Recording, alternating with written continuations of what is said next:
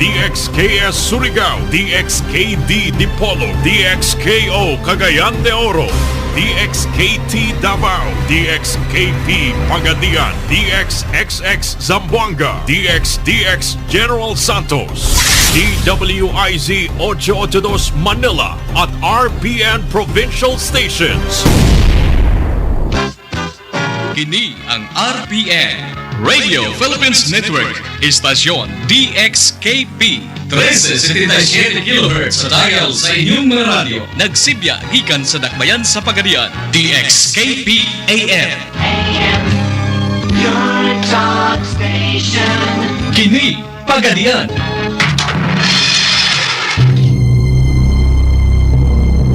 As a people and as a nation, we elect our leaders. We decide our future. And with less than a year till the Filipino votes again, it is politics as usual.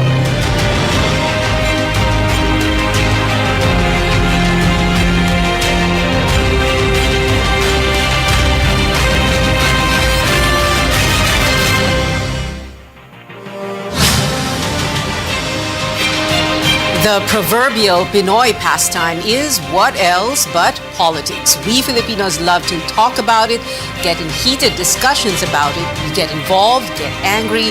But before we get too deep into it, just remember it is 2 weeks before certificates of candidacies are filed, a veritable fiesta, politics galore, posturing galore, forma galore, candidates accompanied by family, friends, and supporters, sometimes with a marching band as if it were a meeting de avance. And all they were going to do was file this, the sheet of paper, to make it official. Now, in the next few weeks, we're going to see two things happen: alignments made and battle lines drawn. And from there, we get a pretty good idea of what the landscape is going to look like. Take note, I didn't say what it's going to be for 2022. Now, somewhere in between, expect the mudslinging, the betrayals, digging up dirt where political opponents can find them. And this is why we are here. This isn't your typical talk show. More than talking heads, we will go deep. We're going to do a tabletop exercise of sorts. For this episode, this table is going to be our 2022 battleground. Here on this table, just at my hands, are printouts of the names and faces of every possible presidential and vice presidential candidate. We'll move them around the table through 3 columns: President, Vice President, and Center. Just where do they belong exactly and where will they end up? It is politics as usual. I'm Pia Ontiveros. Now, 3 subject matter experts on packaging candidates and campaigning for them are going to be helping me to do that because the pandemic will not allow us to have all guests in the studio. 2 of them will join via Zoom on this screen.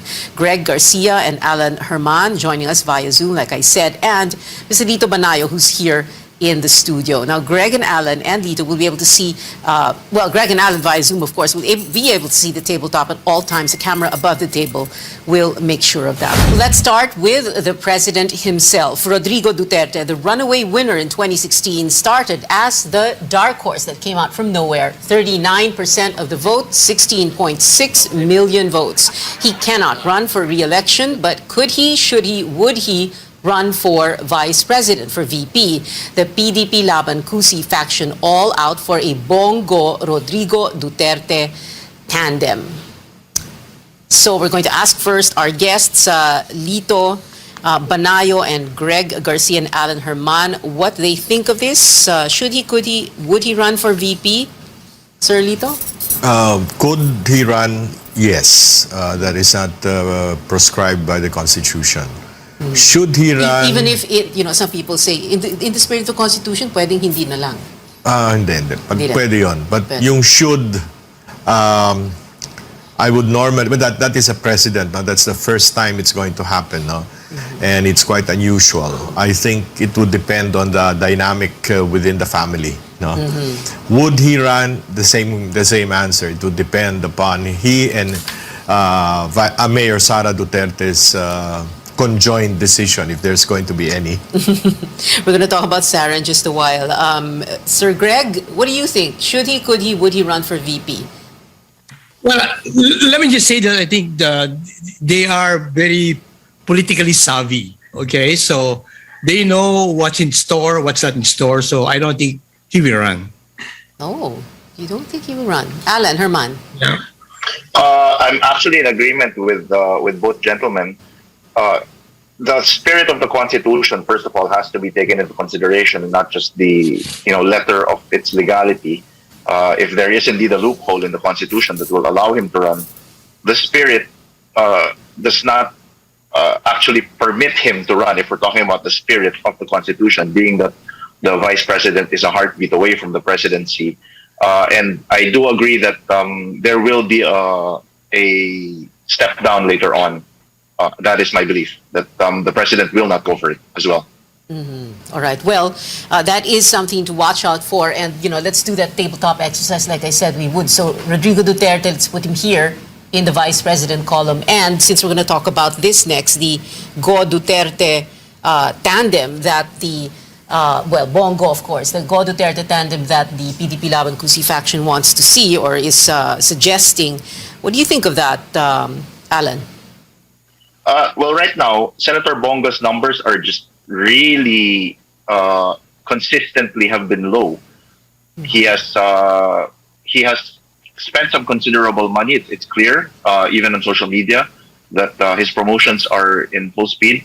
But survey after survey sees him stuck in this plateau. So the pragmatism of it is, I'm not sure if the machinery can carry the message and the man. Elections being a man, message, machinery, and money proposition. Definitely he's got the machinery. I think he has the resources, but I'm not sure if that's enough to carry the man and the message. Yeah, well, so Sir Greg Garcia, what do you think? Go Duterte. I don't think it will happen again for a couple of reasons. Number one, they know the numbers. They have the numbers. And number two, it just doesn't make sense for them to do it. I mean, as simple as that. I mean, there's no sense. But of course, there is also the Duterte tandem baliktad na naman ako. Daughter-father tandem, Sara Duterte and Rodrigo Duterte. Sara has said that she will not run since her father is running, and that only one Duterte should run for national office. Dati nga, sabi ni Presidente na hindi daw pambabae ang trabaho ng Presidente. Pero nananapak ng sheriff yung si Inday Sara. Combo of questions here for our guests. So, Sara, Rodi, tandem, si Sara, tatakbo ba talaga? Or, and then, for me, I'm just a bit curious. What a statement. Na parang, she won't run because her father's running for VP. What's that? What's it mean? Na parang, kung kailangan may isang Duterte na tatakbo for national position dito? Banayan? Well, in the case of Mayor Inday Sara, I think it's pretty clear she knows it won't fly.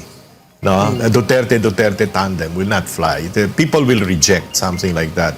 And I think the president is quite savvy politically also to know that won't fly. Hindi pwede yung ganong ginagawa sa isang probinsya o isang syudad, post mo sa national politics. Okay. Greg Garcia, sir?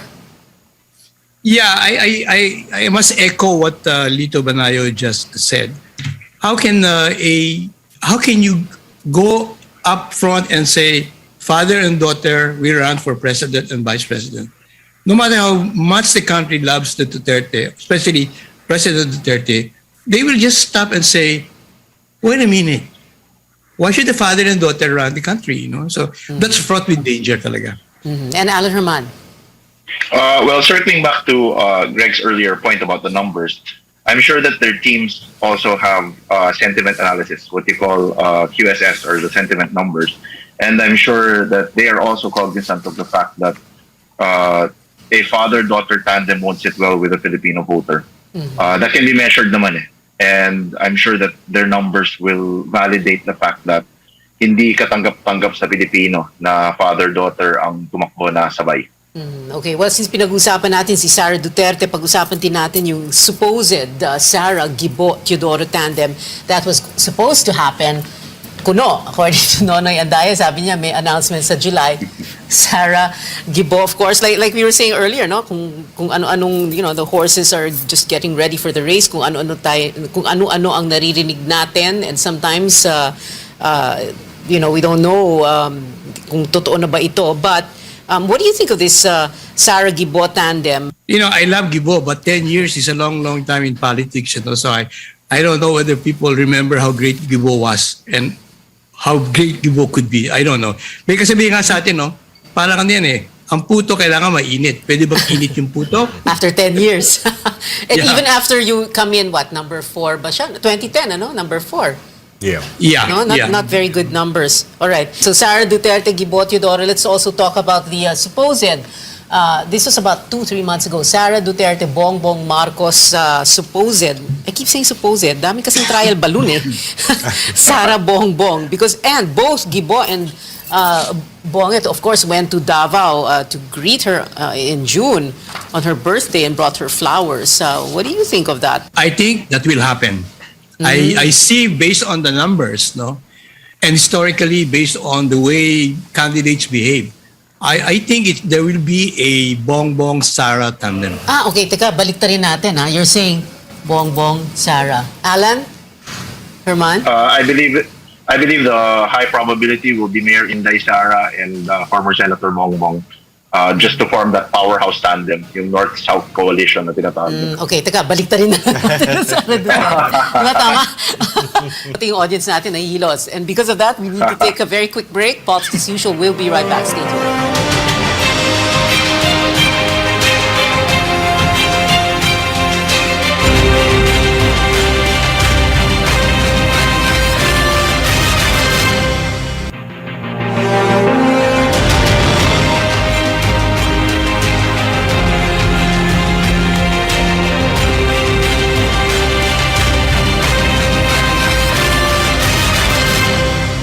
Welcome back. This is Politics as usual.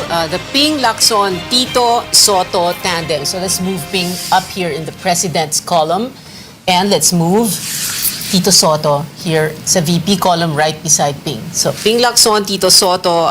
Ping, of course, now Reforma chairman, a resurrected party, if I may say so, that was formed in 1998 so that Renato Duvilla could run after being defeated by Joe De Venecia, JDV, in the Lakas NUCD primaries. Now, JDV won, by the way, because he was FVR, or Fidel Ramos's, for those who don't remember, FVR's choice for standard bearer.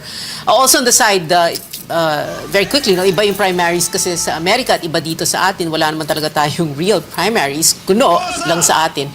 Ganyan tayo gawa partido pag natalo. Anyway, Tito Soto is syempre, Nationalist People's Coalition. And Ping and Tito, some people are saying, are they trying to project themselves as some kind of a third force or opposition? Not exactly aligned with the administration either. Tandem floated, to gauge public reaction, we presume. So what was your reaction to this, Alan, Herman? Well, yan, at least cemented na yan. Senator Ping has announced that he's running for president. Same with Senate President Tito. I think they're going to make it a machinery play more than anything. I think they're going to rely on their grassroots machinery building capabilities in order to further their candidacy, more than marketing and or messaging. Lito Banay, sir? Well, Tito is doing very well in the vice presidential race. The numbers are pretty good. Especially if there are fewer candidates for vice president.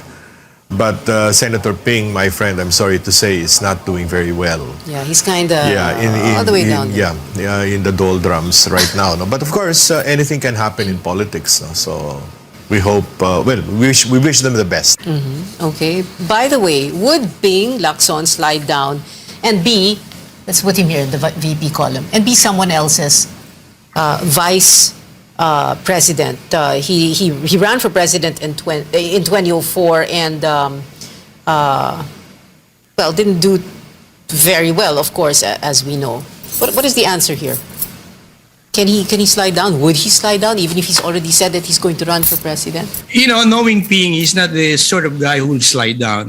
He would either go for it all the way or just if the numbers are not going to be with him, he will run for senator. or retire, as Lito said. Of course, other senators, along with him, have the luxury of returning to the Senate if they run for higher office and then they don't make it because their terms end in 2025. So may pag-asa pa. But anyway, before we go further, no, since we're talking about Ping and Tito, I want to bring into the discussion Isko Moreno. Isko Moreno, is he announcing this month of September or October? Let's start with Tito Banayos. I don't know exactly when he's going to announce. When he's going to announce that Yes. he will run for president? Well- Is he running for president or VP? We don't know that either. No? Oh, okay. That's still. I think he's looking at the numbers. He's looking at the machinery that would support him. Although machineries, political machineries, do not matter too much in Philippine yes, of elections. course, It's really the air war, the SOCMED war. Yeah. It's not really. That's Machineries really do Well- not matter because political parties are just flags of convenience. Palipat-lipat lang yan. Pag nanalo na, lipat lahat. Oo. Doesn't really matter so much. Actually, I think Sir Lito is being a bit coy, but I think that's where Mayor Isko is going. To Sir Lito's earlier point about in a national election rather than negotiated voter machinery, then Mayor Isko has that in spades. Yeah, the numbers are It's, good. If the numbers are good, ano siya? Number 2, 3, or 1? Number 2. Depending on which survey, number 2 siya, minsan na number 1 siya. Nakita ko depending yung on survey na yun na number 2 siya. Greg Garcia, sir, on Isko. Oh, wow. I think this is Isko's moment based on the numbers again. His great performance and his being I always maintain that Duterte was the everyman 1.0. People are looking for the everyman 2.0. And right now, he fits the bill. From the point of view of just the numbers right now and his character, if I were him, I'd run for president. Okay. Kanina nabanggit na natin. Let's go very quickly through this. Gibo Teodoro and Bongbong Marcos. Let's talk about, just very briefly, Gibo. No, in 2016, he declined the defense portfolio when offered by President Duterte. Now, 6 years earlier, as the administration standard bearer, he came in fourth, like we said earlier, in the presidential race. He served as Gloria Arroyo's defense secretary in the last 2 years. The highlight of his tenure was, well, the onslaught of Ondoy in September 2009. We talked about that earlier. So you were para bang stay in the private sector na lang, ano? Yeah. Medyo mahirapan siya. Of course, Bongbong Marcos, it helps to look at the past electoral performance. In 2016, we all know, as Miriam Defensor Santiago's running mate, he came in a very close second to Lenny Robredo, a mere 200,000 votes shy of the vice presidency, filed an electoral protest. And now he's talking about whether he runs. And earlier, like you guys said, it would be interesting to see a Sara Duterte, Bongbong Marcos, or baliktad, no? Marcos, Sara Duterte. What did you say again earlier, Alan? Duterte Marcos, no? Or Marcos Duterte? Yeah, I believe it's Mayor Inday for president and Bongbong Marcos for vice president. All right. I think that's a more likely scenario. Okay. But one quick question on Bongbong Marcos. If he makes it, whether as president or vice president, is this going to amount to like the greatest comeback of all time, even if by proxy, the son for the father? Kasi, di ba, tumakbong senador, nanalo sila, talo si Bongbong sa VP, no? Is that what it's going to amount to? Or since it's been so long, have people forgotten? Greg Garcia, sir? I maintain that Marcos is such a strong brand even now, and I think when you review it, a lot of the people running the country now were really young people then, young teenagers, and let's face it, for them it was such a great time, So the memory of martial law, the bad side of martial law, I think matters to them as much. They were not that affected, and you can see from the fact that Amy got elected, Bongbong got elected, the numbers of Bongbong are looking good. It's a strong brand. Marcos is a strong brand. All right. Kanina, nabanggit na natin siyempre ang PDP laban, and the other half, of course, has a candidate of its own until unless he says no. And siya pa yung isa pang daw na gustong tumakbong presidente.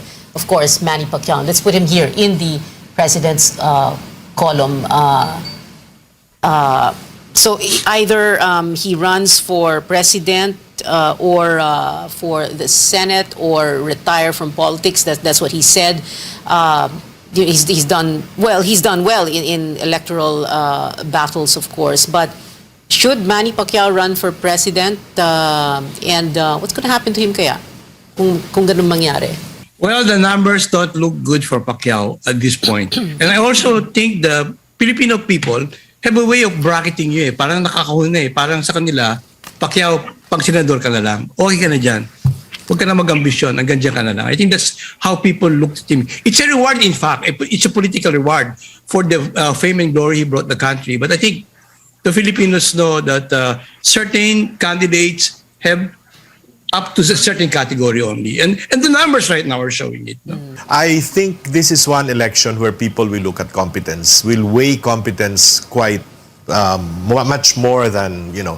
popularity or Really? anything else. Wow, that sounds so good. I hope with that as a premise, I don't think Senator Manny, even if he runs, will win. We'll give you more on the presidential and vice presidential.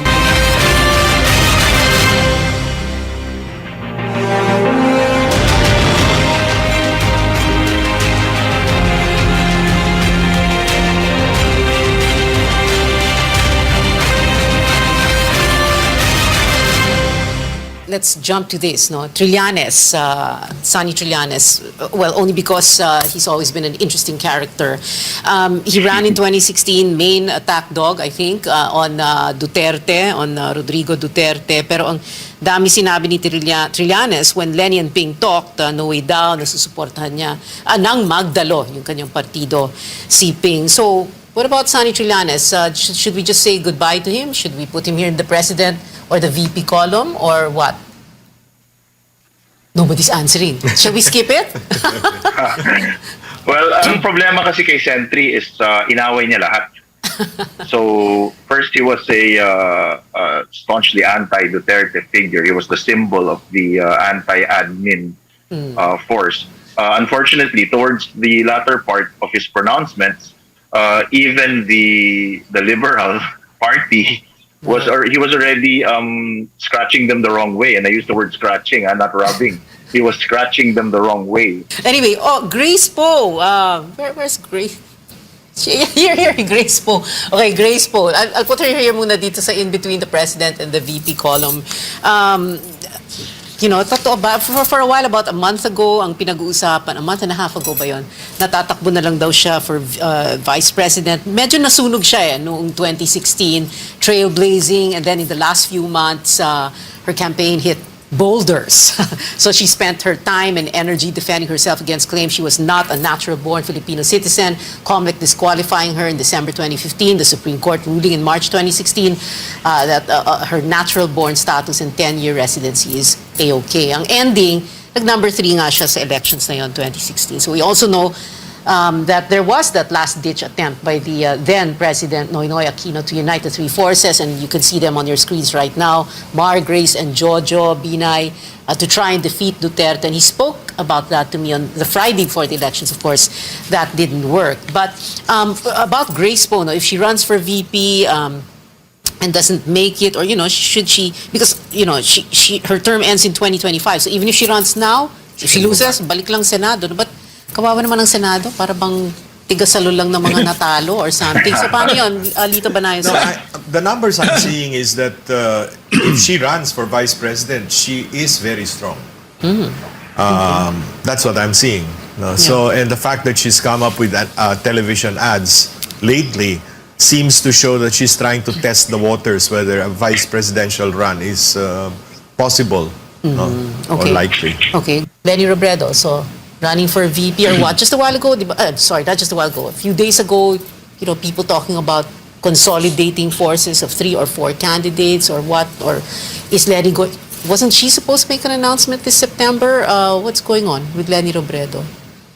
From what I've heard, she's been talking to the other presidential wannabes, and trying to forge unity among the opposition, or what can be opposition candidates against the Duterte Marcos brands. So I wish her well. She has other options like going for a local position. She could even run for vice president because that is not Yes. prohibited under the It is allowed. constitution. It's there. You know? She can run Oo, for meron. one Pwede siya re-election for vice president is possible. O, de, maganda yun, ano? I think Lenny is such a fine lady, but all her handlers just, the way they handle her, she's been the fiercest critic, no? And I think people hate critics naman eh. Okay, final words very quickly, very briefly. Let's begin with Alan Herman. I urge all Filipinos to vote, and I'm hoping that Sir Lito Banayo's words earlier, that this will be a competence-based election, will ring true. Let's examine candidates' track records and see what they bring to the table in terms of rising out of this pandemic, this slump. And bumoto po tayo. Let's exercise our democratic right that is sacred. Thank you. At syempre, magparehistro kasi maingay sa social media, hindi pa rehistrado, ano? Greg Garcia, sir. This is going to be a defining year for us, the election, because I think it was mentioned earlier, these are tough years, no? So we should be very discerning and look at people with achievements, no? There are some candidates that have good track records. So let's look at the track records rather than just the surnames, no? Thank you, sir. Lito, I would sir? say amen to what Greg said. No? This is one election where people, especially the young people, no, will, because it's their future that is at stake, they will look very closely at the accomplishments, the qualifications of the candidates, as well as, of course, the character issue of whether they're corrupt or not. No? Most people define character as whether corrupt or not anyway, so that's going to be the equation. No? Yeah. So I think that if more young voters go to the polls, no, that could be a defining moment for Philippine elections. All right. Well, thank you to our guests tonight. Mr. Lito Banayo, sir, thank you. Mr. Greg Garcia, thank you, sir. And Mr. Alan Herman, thank you so much for being with us. We've been told before, don't talk politics at the dinner table or at a family reunion or in Viber groups and risk digital warfare. But we can talk about it here at this table.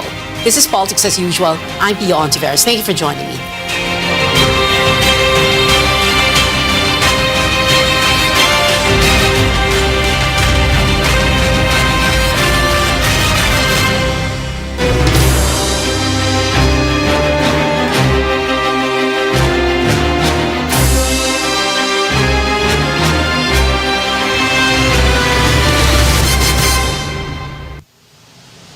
Simula na ng pagpapakilala ng mga kakandidato sa 2022 elections, isa sa mga unang nagpahayag ng intensyong makabalik sa Senado si JV Ejercito. Kasama natin siya ngayon para alamin ang kanyang pananaw sa iba't ibang mahalagang issue at iba't ibang mga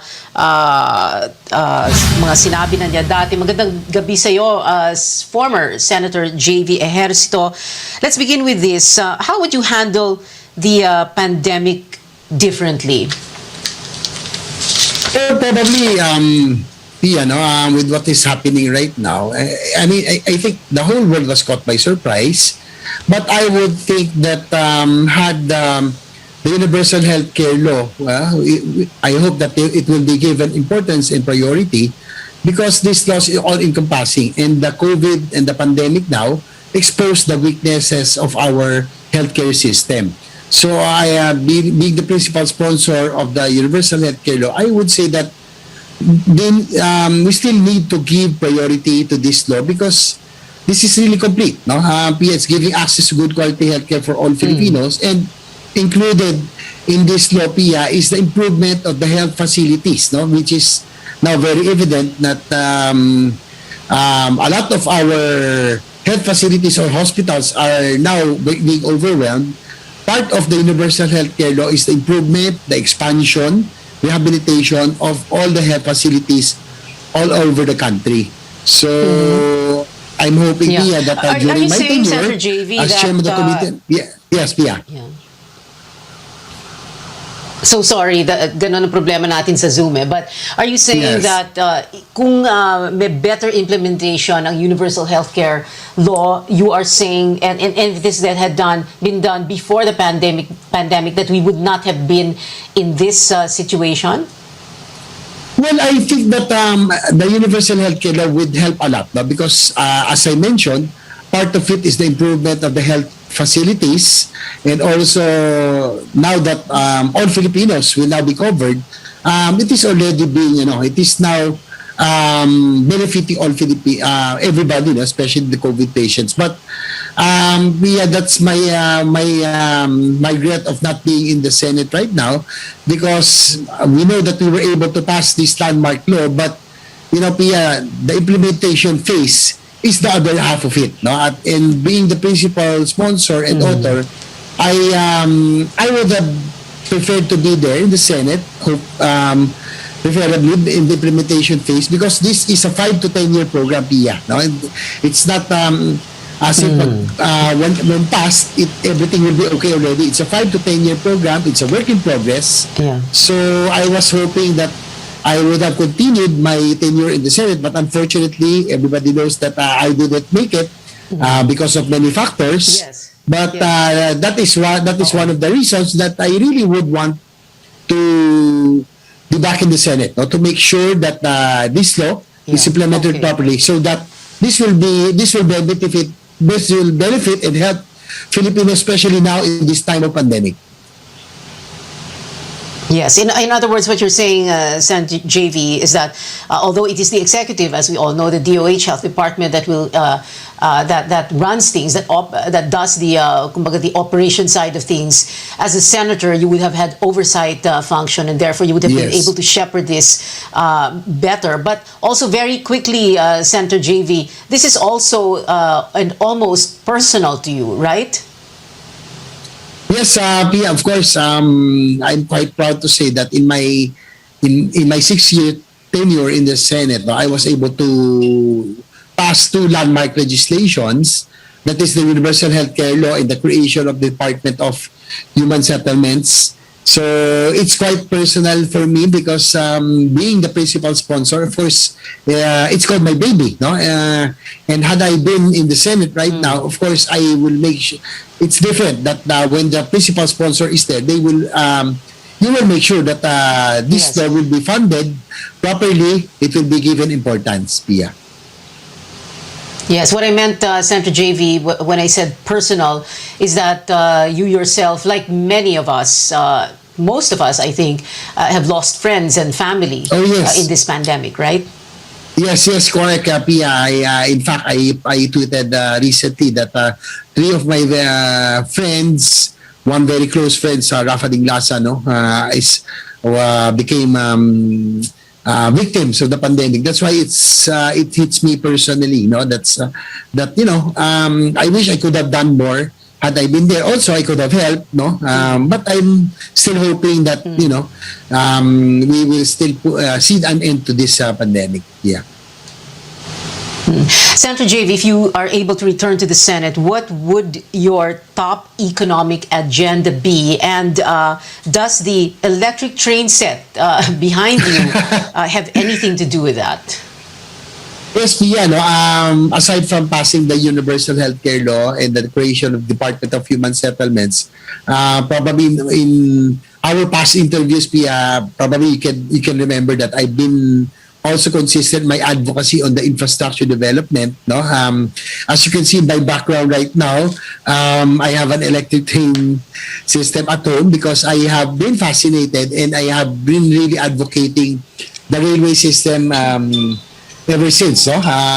Before the start of the Duterte administration, I've already requested, in fact, I set a meeting with incoming Secretary Arthur Tugade to prioritize the railway system. And I'm quite happy, Pia, that during my term in the Senate as Vice Chairman of the Committee on Finance, I was the one in charge of defending most of the Build program under the DOTR, which included the North Rail system, the subway system, the modernization of the airports, and the Mindanao railway system. So, Pia, I'm hoping that I know it's a pandemic and had given if I were given the chance, I would still prioritize infrastructure development so that while the world now is at a halt, hopefully if we can prioritize infrastructure development and catch up with our ASEAN neighbors, then probably when the world welcomes everybody up and opens when this pandemic is over, at least we can already be attractive already again, no, to the world, no. I will still continue to push for infrastructure development, for health, and also housing, because Pia, these are things that will improve the quality of lives of our people, which I promised, no, in 2013. Well, of course, we all hope that we can see a no-nonsense nationwide railway system within our lifetime, sana. But Senator JV, we need to go to a break. But my question, which I will ask you to answer at the other side of the break, is this: no, we have corruption, systemic in our bureaucracy. Lahat ng tao sanay na, practically sanay, no. So the question is, how will you combat this? And more importantly, if there is and we will use the term, no, a whiff of corruption, how would you react if the president, whoever is going to be president in 2022, would appoint or reappoint someone that has corruption issues? I'm going to ask you that question, to answer that question, when we come back. Former Senator JV Ejercito, ipagpapatuloy natin ang panayam kay JV Ejercito sa pagbabalik ng News.ph.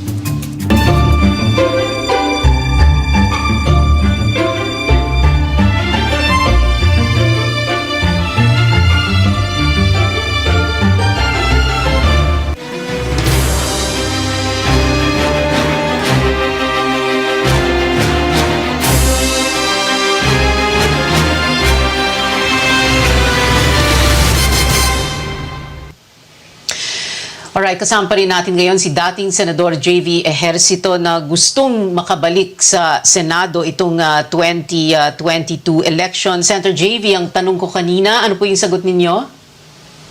Well, Pia, no, first of all, integrity, credibility, and track record is very important, no? So, corruption has been plaguing our system for so long.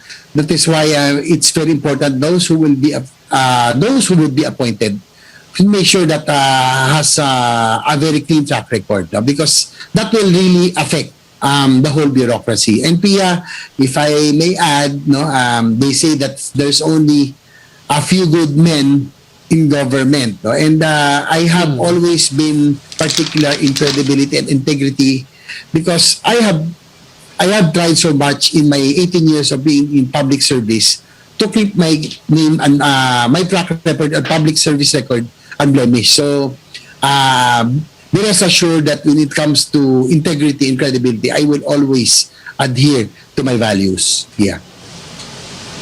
All right, we're going to try and go very quickly through other questions. Senator JV, the last 6 years has been about the war on drugs during the Duterte administration.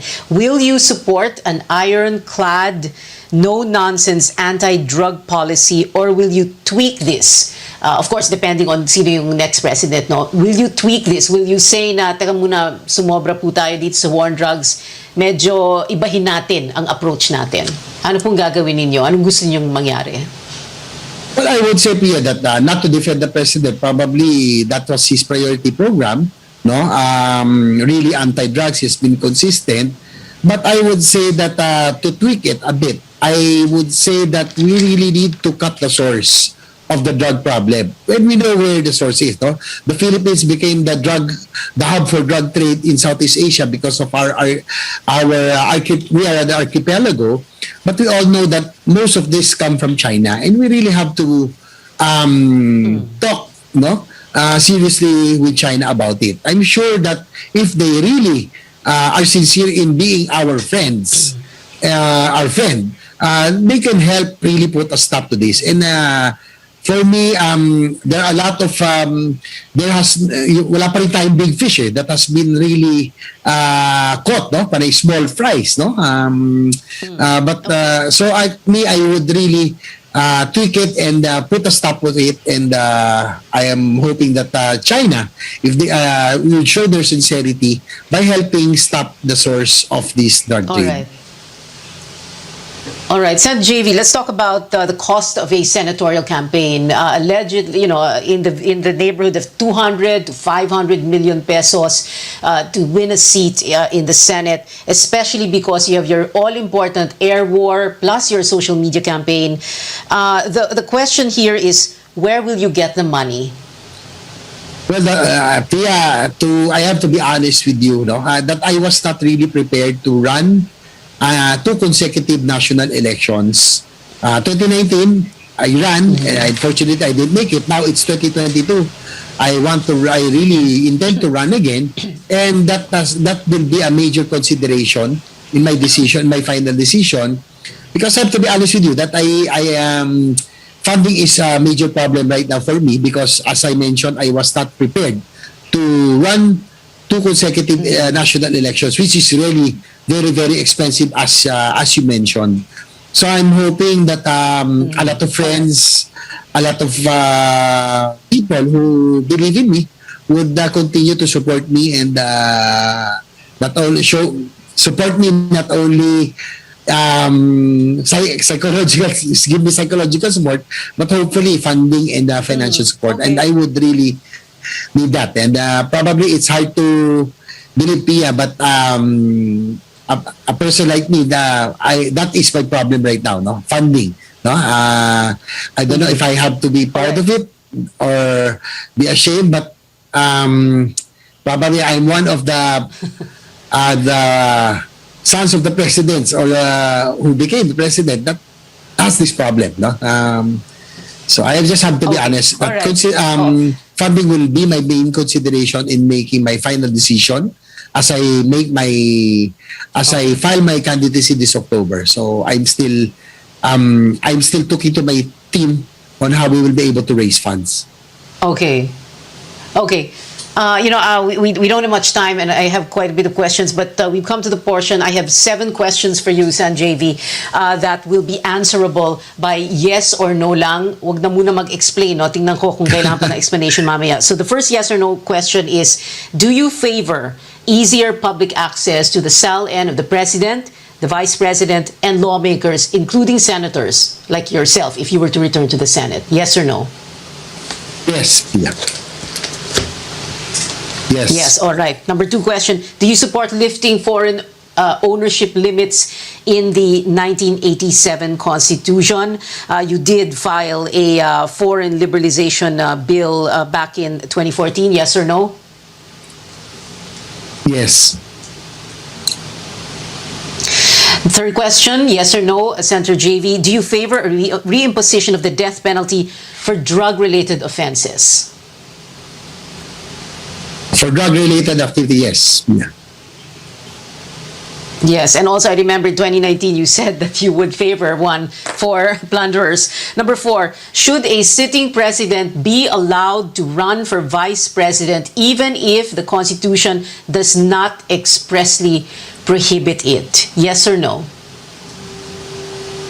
No. No. Okay, so meaning... Anyway, never mind, mamaya na explanation. Next, question number 5. Do you favor a resumption of peace talks with communist rebels? Yes or no? Yes. And last question, should the country be more aggressive in protecting its maritime interests in the West Philippine Sea? Yes or no? Yes. All right. And very quickly, just a follow-up, kanina sabi mo, yung no, hindi na dapat tumakbo ang sitting president. You're referring, of course, to President Duterte, who, as of yesterday, as of today, is running for VP if the PDP Laban Kusi faction has its way. But you're saying no. You're saying, what are you saying here? Relax na lang siya, ganon? Yes, it's personal, Pia, because I consider the president as a friend. Way back when he was mayor of Davao, I was also mayor. There's nothing more to prove, no? 6 years, I would say. Doesn't need to prove himself anymore. He doesn't have to prove anything anymore. And I think at his age, I think he should relax, no? And ako personal, Pia, he's my friend. I don't get to see him anymore because I'm out of position. I think I would love to go back to Davao and go dining with him in Conchings and all those other eateries, no, that he used to take me around. So I think he should relax at his age. It's personal. I like how you preface your answer with, he's my friend. But anyway, Sen JV, I also wanted to ask about this. So pag-usapan din natin yung napakalaking elepante sa kwarto. That is a literal translation of the elephant in the room. Okay na ba kayo ng kuya mo, si former Senator Jinggoy Estrada, or never ever na ba kayong magiging okay dahil may tampu pa rin kayo sa isa't isa? Well, to be honest with you, everything's not okay. Because we are again in the same dilemma, no? As like 2019, I'm still hoping in the future, Pia, when our political careers are finally over in the future, we'll just laugh about it, you know? After all, we're brothers. But of course, I have to be honest that, you know, what happened in 2019, I was up for re-election, and I think I was doing quite well in the Senate. And I requested my dad and my brother I requested sana patapusin nila ako because I still have things to do, no? I would want to see all the things that I have passed, UHC, Croatian Department of Housing, be implemented properly. No? So I don't want anything half-baked. Yeah. So that was my request. So it's, yun lang yung, what is, yung hinanakit ko. I have to put it my words in. I'm hoping in the future, probably when we both retire in politics, no, we will just, probably that's the time that, we can heal all of this. Nabanggit mo yung 2019. Of course, in 2019, ang nangyari sa inyo, you didn't make it. Medyo nalaglag ka, sorry, sa number 13, no? But with, how many votes? 14, anyway, number 13 kayo, and then si Senator Jinggoy naman, number 15. Kumbaga, ang sabi ng mga tao, nahati ang boto, you canceled each other out. Your father ran for Manila Mayor, and yung anak ni Jinggoy, di ba? Tumakbo sa San Juan. Kumbaga, para bang nawalang kayo ng focus, di ba? Yes. And you don't want that to happen again, this 2022, right? Yes, Pia. I think we spread ourselves too thin. We were fighting so many battles in 2019. So I'm hoping that we learn from that lesson and it doesn't happen again in 2022. But Pia, unfortunately, we only have a month left. And I think we are both again, I want to run again because I think I still have a mission to accomplish. My brother said he wants to run again, so I'm still hoping. I'm praying hard for a miracle to happen so that we can settle this situation that we're in right now, Pia. But I really have nothing in mind but my passion, really, Pia. I would really want to live something, that is not half-baked, and I know that I could still do a lot more. Okay, and of course you have 2 weeks to decide before the filing of certificates of candidacy on the first week of October sa COMELEC.